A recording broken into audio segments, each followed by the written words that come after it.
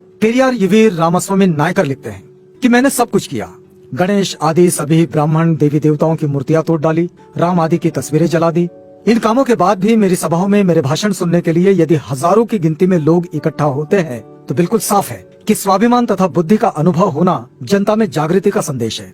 पेरियार आगे कहते हैं कि दुनिया के सभी संगठित धर्मों से मुझे सख्त नफरत है।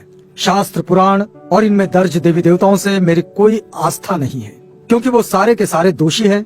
मैं जनता से उन्हें जलाने और नष्ट करने की अपील करता हूँ। पेरियार रामास्वामी नायकर पूछते हैं, द्रविड़ कड़गम आंदोलन का क्या मतलब है? इसका केवल एक ही निशाना है कि इस आर्य ब्राह्मणवादी और वर्ण व्यवस्था का अंत कर देना चाहिए, जिसके कारण समाज ऊंच नीच जातियों में बढ़ गया है।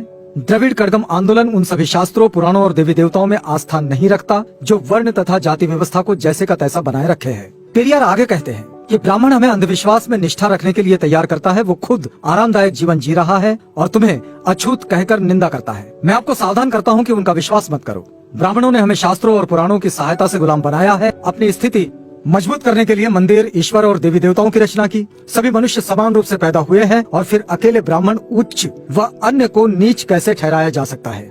आप अपनी मेहनत की गाढ़ी कमाई क्यों इन मंदिरों में लुटाते हो? क्या कभी ब्राह्मणों ने इन मंदिरों, तालाबों या अन्य परोपकारी संस्थाओं के लिए 1 रुपया भी दान दिया है? पेरियार ईवीर रामास्वामी नायकर कहते हैं कि हमारे देश को आजादी तभी मिली, समझनी चाहिए, जब ग्रामीण लोग देवता, अधर्म, जाति और अंधविश्वास से छुटकारा पा जाएंगे। आज विदेशी लोग दूसरे ग्रहों पर संदेश और अंतरिक्ष यान भेज रहे हैं। हम ब्राह्मणों द्वारा श्राद्धों में परलोक में बसे अपने पूर्वजों को चावल और खीर भेज रहे हैं। क्या ये बुद्धिमानी है? ईश्वर की सत्ता स्वीकारने में किसी बुद्धिमत्ता की आवश्यकता नहीं पड़ती, लेकिन नास्तिकता के लिए बड़े साहस और दृढ़ विश्वास की जरूरत पड़ती है। ये स्थिति उन्हीं के लिए संभव है जिनके पास तर्क और बुद्धि की शक्ति हो।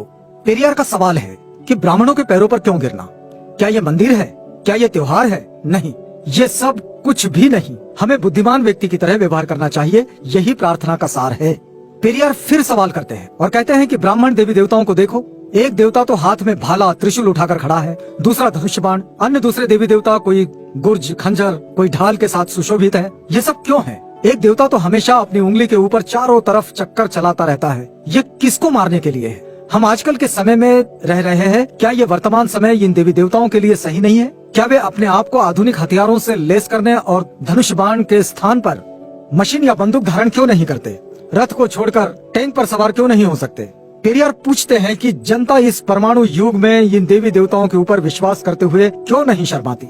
आगे वे कहते हैं कि उन देवताओं को नष्ट कर दो जो तुम्हें शूद्र कहे। उन पुराणों और इतिहास को ध्वस्त कर दो जो देवता को शक्ति प्रदान करते हैं। उस देवता की पूजा करो जो वास्तव में दयालु, भला और बुद्धिगम्य है। ये कहना और ये सवाल पेरियार ईवीर रामास्वामी नायकर के हैं।